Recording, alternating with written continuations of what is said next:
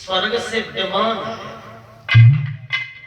और विमान में बैठ करके धर्मकारी स्वर्ग के लिए गया था।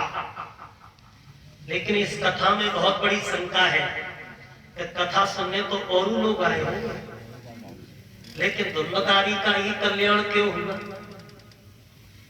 जाकी जैसी भावना ताको तैसी सुहाई और सबे नीव करुणो लगे परिपूत प्रेम ते खा।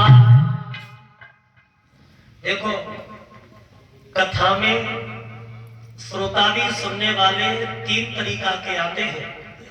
पहले नंबर तो होते हैं श्रोता, और श्रोता वो बताए गए हैं कि सार सार को गहरो धोता दे उड़ा, यानी अच्छी अच्छी बातों को ग्रहण करना और फालतू बातों से कोई मतलब नहीं है, वो है श्रोता। और दूसरे नंबर के आते हैं सरोता। सरोता कतरनी करने वाले, उन्हें देखी कि चलो गांव मोहल्ला में कथा हो रही है, शास्त्री कैसा है, पंडाल कैसा लगवाया है दीमा जी ने, ढोलक चिमटा वाले कैसे हैं, कथा से कोई मतलब नहीं है, वो केवल इसीलिए आते हैं। और तीसरे नंबर के होते हैं सोता। पढ़ाई से खाया तो पंडाल में के सो जाओ, उन्हें जई ना पता कि पंडाल में कौन सी कथा। तो देखो कथा धर्मकारी ने सुनी तो भावना के द्वारा कथा सुनी, और जो भावना से कथा को सुनता है और भावना से वो कथा को सुनेगा तो भाव के भूखे है भगवान, भाव ही जग में सार है, और भाव से भजले थे तो बेड़ा भव से पार है। और भावना की अगर बात आई है तो सेवरी और कुबरी ने का वेद पढ़े और काम सको भोगी माला गीत कबडारी है।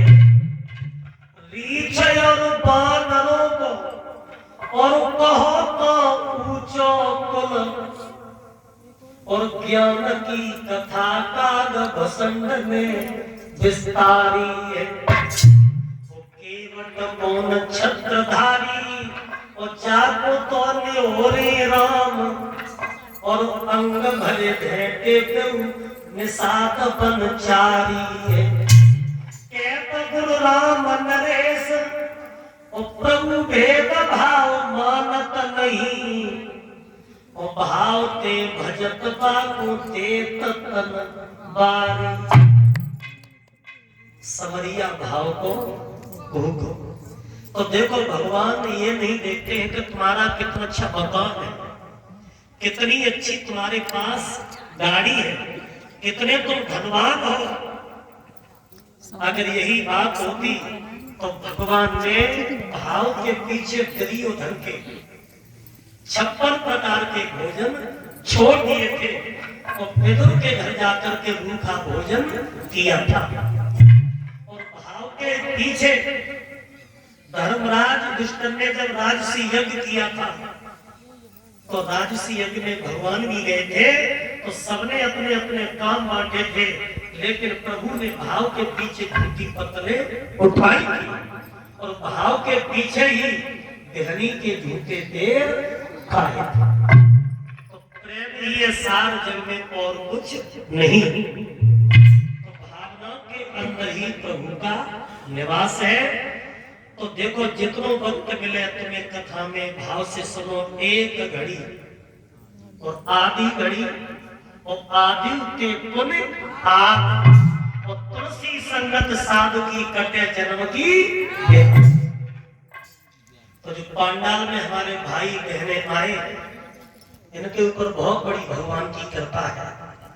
तो आगे महाभारत का बहुत सुंदर प्रसंग आएगा। तो भगवान के दरबार में तालियां बजाते हुए मन वाणी को पवित्र करेंगे, बड़े प्रेम से बड़े भाव से मीठी मीठी तालियां बजाते सब।